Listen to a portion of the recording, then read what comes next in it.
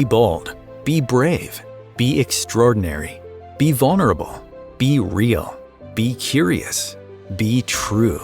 Be you.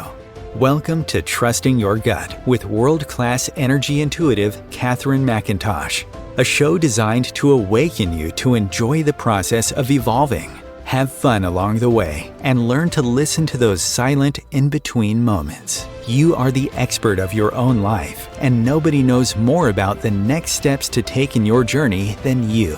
So please, listen to your gut and discover what's waiting for you to explore. Here is your host, Katherine McIntosh. Hello, my magical friends. Welcome. So I'm in a new space. I'm still unpacking, but we are live today. And I'm excited to talk about a topic that actually I think is going to resonate with a lot of you. And what I'm going to say today and what I'm going to talk about might ruffle some feathers, might be unconventional advice or wisdom, but it's based on my life, my personal experience, and something that I have been trying to tackle in a lot of different ways, in a lot of different avenues. And this last couple of weeks really had a bunch of ahas and awakenings. And I think it's going to serve those of you that are listening. And if it doesn't, then don't listen to the show and move on to something else, right? But we're going to be talking about how anger can heal relationships. And I want you to hear me out because I grew up in a family where, we on the surface looked like a really happy family. And I remember when in my first marriage, when my first husband got extremely violent, he was pretty abusive. He was also, oh, I'm going to get emotional. He was also, loved his alcohol and was not a very good combination. And so I always used to say to people, you never know what happens behind closed doors. Right. And good morning, sweet, beautiful beings. I love all of you who tune in, who watch live, who watch the replay, who listen. And if you grew up in a household or you've had life experiences where anger turned to aggression, turned to violence, turned to verbal abuse, turned to attacks, and you've avoided anger or you've had your own anger issues that you may not have been aware of, I think today's show is going to be a powerful one. And I can tell because I'm about to cry. So I'm going to share a life experience, and I believe I've talked about it in different ways. I'm going to go kind of deep into it to explain, and then hopefully we're going to kind of transfer out into the aha and the awakening. But for those of you who have been on the side of abuse, who have experienced anger turning to aggression, turning to violence, turning to abuse, either physical or verbal, and you find yourself either avoiding relationships, avoiding conflict, you find yourself shutting down in the face of someone who gets angry, or you fight right back, right? This is going to be for you. So let me back up, and I want to share an experience that happened to me in my mid 20s that changed my life. And it wasn't until this week that I connected that event from 20 years ago to to um to dealing with life and relationships and friendships and business.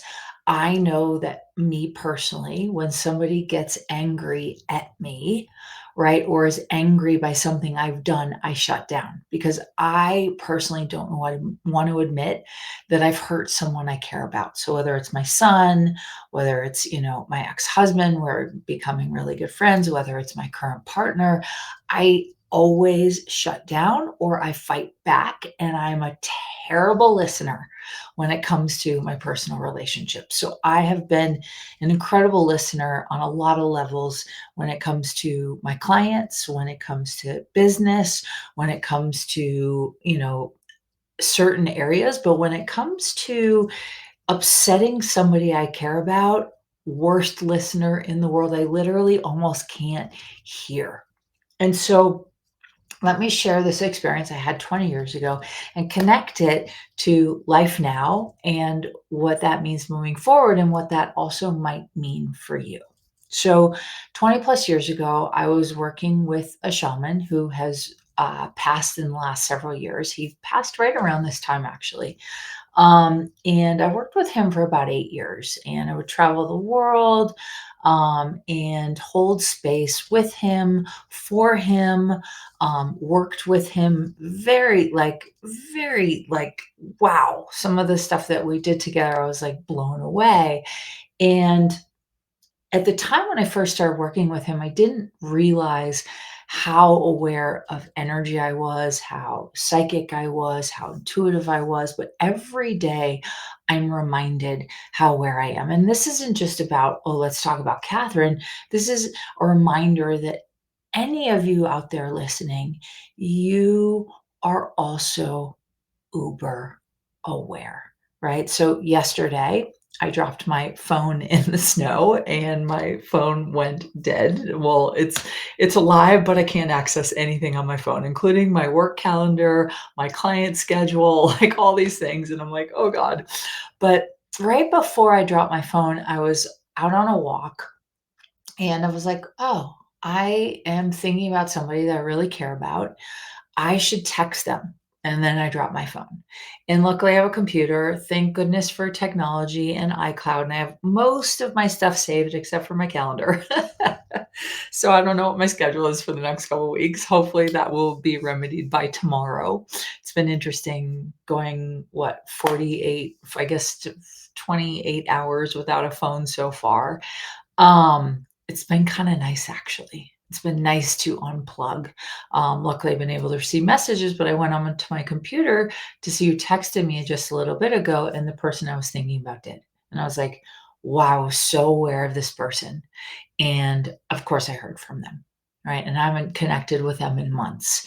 So, my invitation to each of you is there are areas of your life in which you are uber aware. And my bet, if you're an empath, if you're intuitive, if you tend to be psychic, if you play in the field of energy, if you're constantly trying to be more aware, be more present in your life, become the greatest version of you, my hit is, if you can relate to this, is anger is one of those emotions, especially when it's directed at you, tends to sometimes short circuit your awareness or shut you down or not allow you to be the same energy you are in every other area of your life and in every other situation. So let's rewind to 20 years ago. I'm in Hawaii. I had been on the Big Island for about a month. I was working with the shaman really intimately every day, sometimes 12 hours a day, holding space for other people. And there was a group of people from around the world, probably about 30 people, 25, 30 people. And there was an instance where, so it was this shamanic breath work, right? And so you do this breath work where you're inhaling twice in through the nose, taking in double the amount of oxygen, and exhaling just once. And if you do it for long enough, usually 3 to 5 minutes intensely, it starts to activate the DMT, which is dimethyltryptamine, that's already located in our pineal gland. And why the world currently is obsessed with plant medicine is because they're looking for a spiritual experience, and plant medicine does it instantaneously. I personally prefer breath work so that you can be more or less in control of your experience, because sometimes when you take plant medicine, it can take you on a journey that you can't control, you can't stop. And so this breath work imitates taking you to another vibration that heightens your senses, heightens your awareness, allows you to tap into other forms of energy and experiences. And so I was holding space for a group of people who went on a week-long intensive using this breath work while blindfolded. Sounds crazy, but it freaking worked. And there was this gentleman in space, so there were people that weren't blindfolded to make sure everybody was safe. And in this experience, right, you're blindfolded, you're doing this massive breath work, you're stimulating the dimethyltryptamine in your pineal gland, which is, naturally found in your pineal gland, and breath work can activate it, which then allows you to really like sort of take your ego aside so you can hover over your life from a witnessing perspective. So you can dive deep into letting go of trauma. Now, I no longer do these practices much anymore. And the reason is I found other ways. But at the time, 20 years ago, this was an incredibly eye-opening experience. And I was hooked because there were many things that I got out of doing these breath work journeys for sometimes weeks at a time, right? And so here I am, not blindfolded, holding space for a group of people who were blindfolded. And there was this man that all of a sudden hit his breaking point. He's in his mid 40s. He was European and he is like literally salivating, frothing, panting, sweating, like clenched fists, and you could all of a sudden start to see the anger and rage coming out of his world. And here I am, had a lot of trauma in my childhood with anger, specifically with my father, with my brother, both my brothers on different levels, just seeing men sort of lose it and get angry. And so for me, whenever I saw a man get angry, I immediately would shut down and retract, or I would run, right? Or I'd fight back. And all of those um, survival response mechanisms did not resolve the pain or the trauma or the survival instinct that was inside of me. It didn't change my behavior.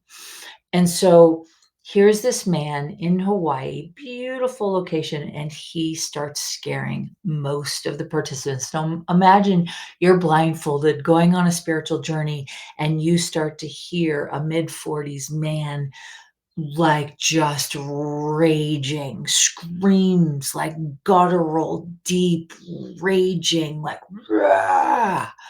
And my shaman takes me by the shoulders, walks me over to this man about a foot in front of him, and he whispers in my ear, he's like, "Open your arms, open your heart, and just witness him. Be there for his rage." And my first instinct was, "Where are my running shoes? And get me the heck out of here. Get me out of here. I can't do this," right? And yet something in me told me, "Stay, stay, do this for this person." So here I am, I'm lowering, my palms are facing open, right up at him. I'm standing up.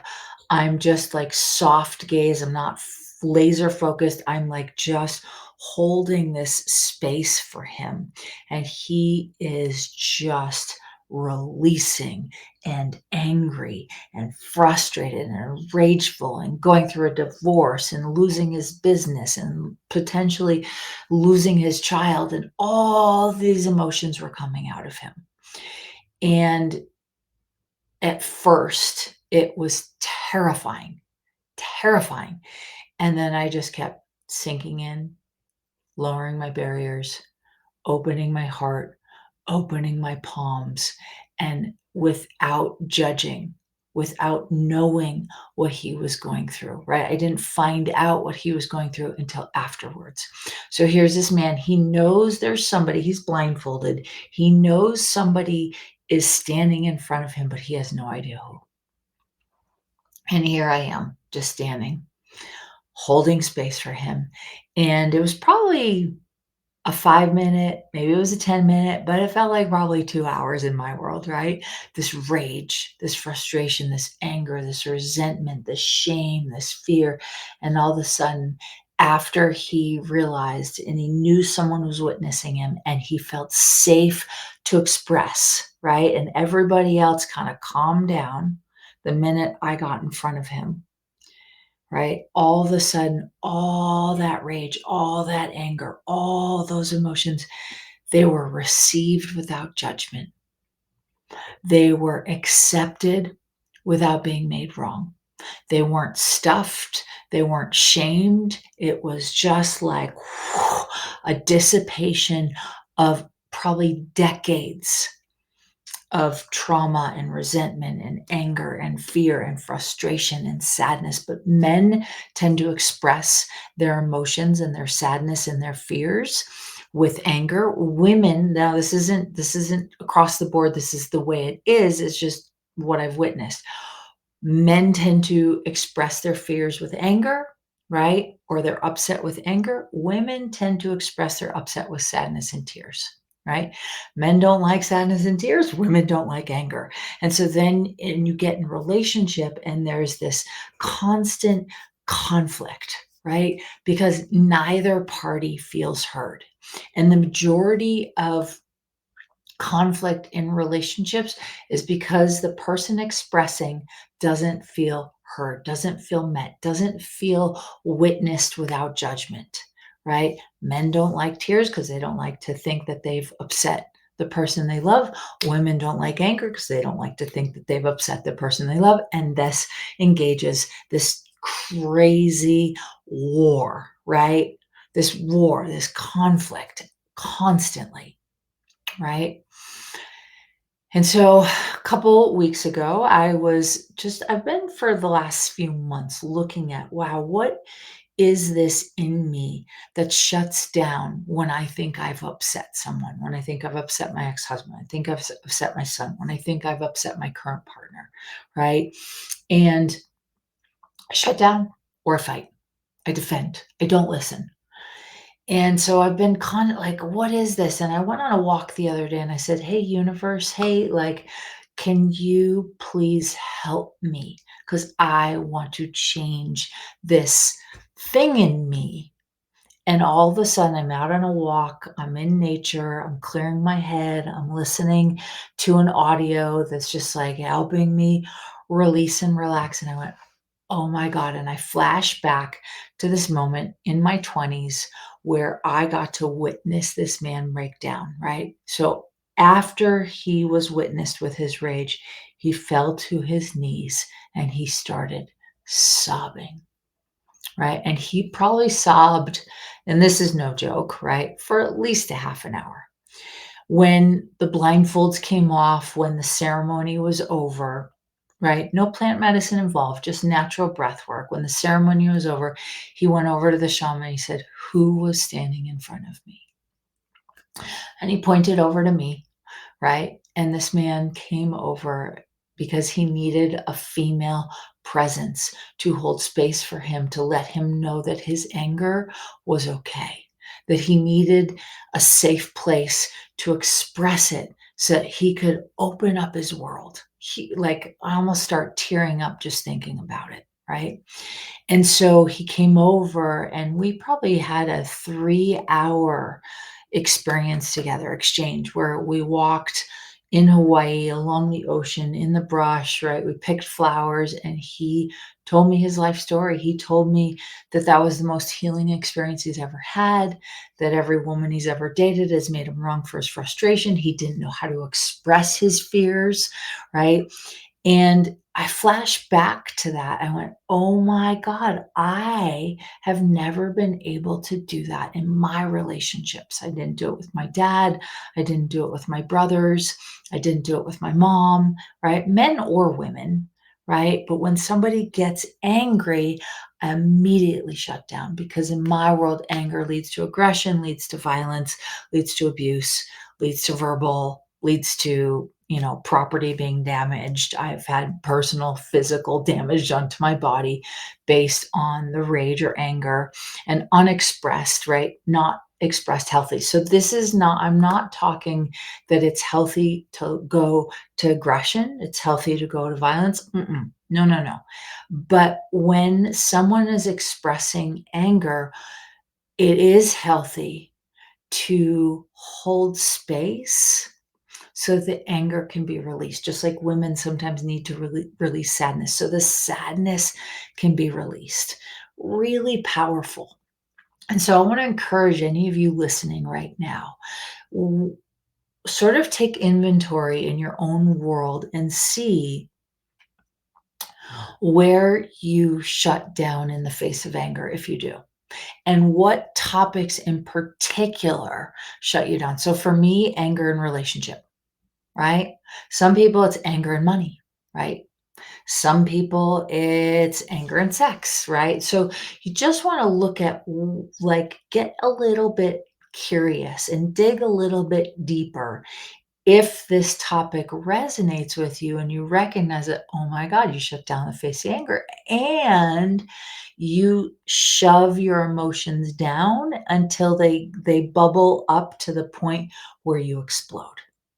And you might explode in frustration, you might explode in anger, you might explode in resentment, you might explode with words that you don't really mean. And it's a real thing. And my aha was, holy cow, what would it be like if, in particular, I'm raising a 12-year-old boy? What would it be like if it's okay that he gets angry? And if I don't shut him down when he's upset, right? And look, most of the time I can hold space, but in particular areas, not so good. And I was demanding to change it. And out came this awareness. And so I want to invite all of you to look at it. We'll talk a little bit more about it, things you can do. I'll share a little bit more about my story and a little bit of an aha, and just what would it be like if you could hold space for somebody in their pain, in their anger, in their sadness, and in their shame. So if you're listening to this and you're like, I don't have a problem holding space for somebody who's angry, great. Maybe you have a problem holding space for someone who's in sadness or who's in pain or who's uncomfortable, who just got diagnosed with a disease, right? What are the areas in which, if you get the information from somebody you love and care about, it shuts you down instantaneously? And we're going to talk a little bit more about how you can hold space so that, guess what? All of your relationships can heal. Because it's my belief that relationships, in particular our intimate ones, but our friendships, our ones with our children, our ones with our parents, they're all designed to invite us to become the greatest version of ourselves. And when we're in conflict with people we love and we can't resolve an issue, is because that issue is begging to be transformed, but we're stuck either in the ego, we're stuck in our perspective, we're stuck hanging on to the trauma, we're stuck hanging on to the past. So I'll share a little bit about what broke me through this last week, and I'm hoping it contributes to you. So stay tuned, and we'll be back after these messages. Times TV.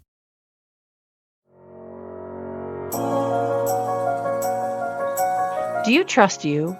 Do you trust your body? What if the key to unlocking the weight, pain, suffering, fear, anxiety, addictions, traumas, and sorrows was already inside of you? Learn to love the skin you are in so you can create the body, business, and life you love. Everyone always says you can't explain what Catherine does, you just have to experience it. From Hollywood actors to New York Times best-selling authors to some of the world's wealthiest and most successful, no two experiences are the same. For private sessions, online courses, live events, and the latest book Jack Canfield calls Game Changer and should be required reading for everyone, go to katherinemcintosh.com. KatherineMcintosh.com. Imagine becoming a super influencer. Reinvent yourself, invest in your brand, and then manifest your success with a robust spheric approach. Om Times Media and Broadcasting offers a unique and multifaceted way to become the spiritual and conscious influencer you deserve to be by putting your message across our powerful platform with its proven record of integrity and excellence. Through our produced shows, Om Times offers the opportunity to become a social media TV personality, a radio show host, an Om Times magazine columnist, and a syndicated podcaster, all in one shot. By live streaming your show on Om Times TV and broadcasting it across the extensive Om Times radio and TV networks, you become more than a host. You become an ambassador and a force for positive change. Om Times. Open yourself to the possibilities.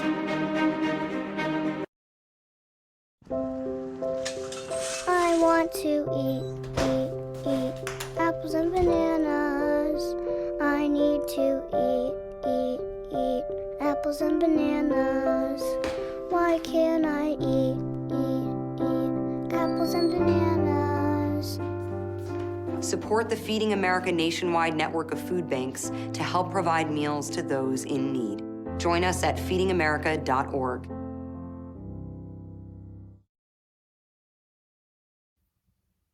Okay, my magical friends, so welcome back, right? It's not an easy topic for me to talk about, and it's really not an easy topic to sort of share the vulnerability in my world.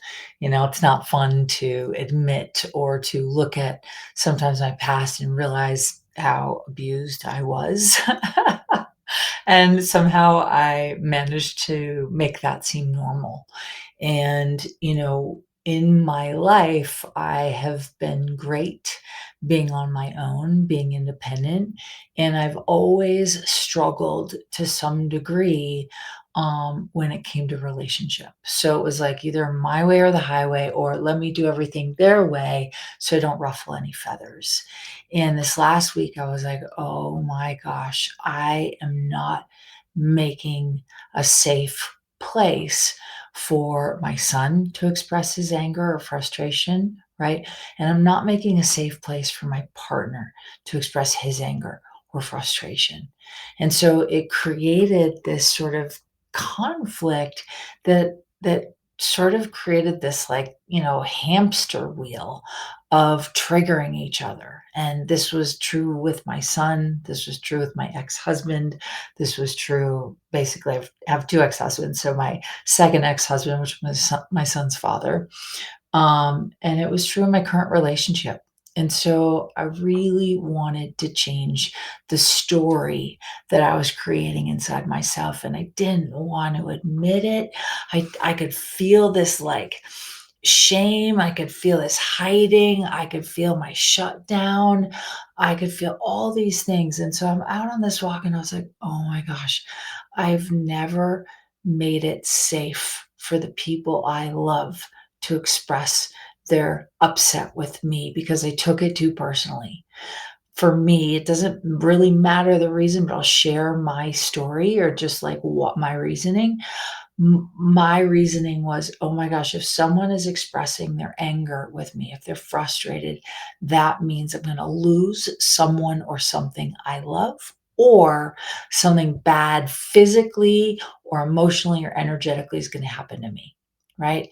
So at no point did I ever create a safe place for people to express their frustrations, to express their anger, to express their concern, like that I did something. I never wanted to look at that I could be responsible for hurting somebody else's feelings. Never wanted to look at it. And even as I talk, I can feel it in my jawline. I'm looking at it. And you know what? Sometimes it's those uncomfortable moments that truly, if you can sit with them long enough, if you can be curious long enough, will truly set you free. And so the other day, right, having a conflict with my partner, and I went, oh my God, I've never held a safe place for him to express that he's upset. No wonder why we're on a hamster wheel, right? And in one day, changed probably a lifelong pattern that I'd been struggling with. And so this is a reminder to all of you, if you truly want to change, right? If you truly want something different, Here's where I was holding this pattern in place. Every time we would fight, every time I would defend, every time I would get upset that he was upset, right? Not very kind, not very kind. I would give an excuse. I would resort to my past. I would say, "Well, I'm like this because of this. You don't understand. I need you to do this." And he's like, "Well, you don't understand. I need you to," right? There's never any resolve in that. And so one day, by going, "Oh my gosh, I have spent my life in a sneaky way, because 'cause I'm a healer, right? In a sneaky way, because 'cause I'm psychic, in a sneaky way, because 'cause I'm intuitive, right? In a sneaky way, because 'cause I'm pretty energetically aware, but not always when it comes to me." I went, "Oh my god, I have been using excuses," right? In these subtle, sneaky ways, excuses as to why I haven't been able to change the pattern. Well, I need you to change. Ha ha, right? Like the you can't change what isn't yours, right? And so you can't expect someone else to change. You have to change it within you. And I knew this. I just didn't know how. Also, another excuse, right? True, but I was using it in an excuse instead of, "I'm gonna figure out how to change this." So I made this demand, "I'm gonna figure it out. I'm gonna go through the fire with myself, not with him, with myself, to find the truth, to find resolve." And so it was a really beautiful experience. It's still unraveling. But when you go, "You know what? I'm no longer gonna give excuses for my past, for my finances, for my relationships, for my career, for, hiding behind my excuse," right? So this week, I also had a family meeting, my son, my ex-husband, and myself, and we sort of set up this sort of container for our son to really start to go for his goals, to really go for his dreams. And I said, "What do you think's the biggest thing that's in the way of your dreams?" And he said, "I don't always want it." Now, this is a 12-year-old. And I might be not verbatim saying what he said, but basically said, "I am blaming other people for things I'm not choosing." And I went, "Well, that's pretty rare." I said, "What can you do different?" He goes, "I have to stop making excuses." Right? And this was on the heels of me also realizing I have to stop making excuses. And the minute I decided no more excuses, right? No more justification, no more explaining, no more trying to hang on to a pattern without realizing that I was still hanging on to a pattern. And so for all of you out there that struggle with anger in particular, I want to invite you, what if, like in my 20s, you could, open your palms, you could open your heart, you could be present with yourself, right? In grad school in psychology, we called it being a third party witness. I talk about as if you're an eagle hovering over the mountains and you can see everything down below. No judging it, no labeling it, no defending it, no making it right, no making it wrong, just being a witness. And when you can witness without judging, without running, without fighting, that's where I believe the true healing is possible. And it can be profound. So, whether you resist anger, whether you resist sadness, whether you resist shame, tears, whether you resist someone who's too happy, whatever your thing is, get curious and go, "Oh my gosh, I'm not going to make excuses anymore. I'm going to make a demand. I'm going to set an intention. I'm going to really be present and go, you know what? I'm going to hold space for the people I care about no matter what is happening." And this is not put yourself in a dangerous situation. This is not stay in an abusive relationship. This is not that. Please know that. When anger doesn't have a place to be held in a safe way, it turns to aggression, violence, destruction. That's not what I'm talking about. But if we can be with an emotion, especially anger, at least for me, right? For women, for men, it's usually if they can be with a woman's sadness, right? Men are taught not to cry, not to be sad, not to show much emotion. So the only emotion that they're allowed to display when they're upset is anger, right?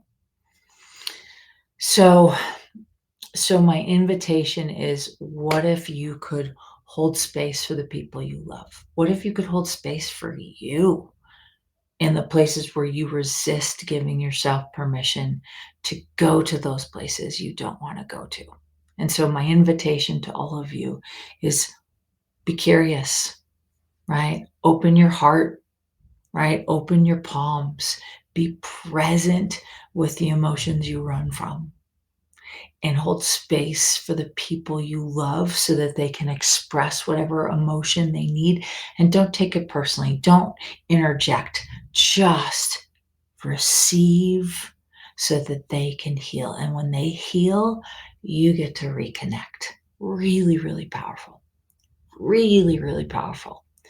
So I hope this episode today speaks to you. I hope it contributes to wherever you are in the world.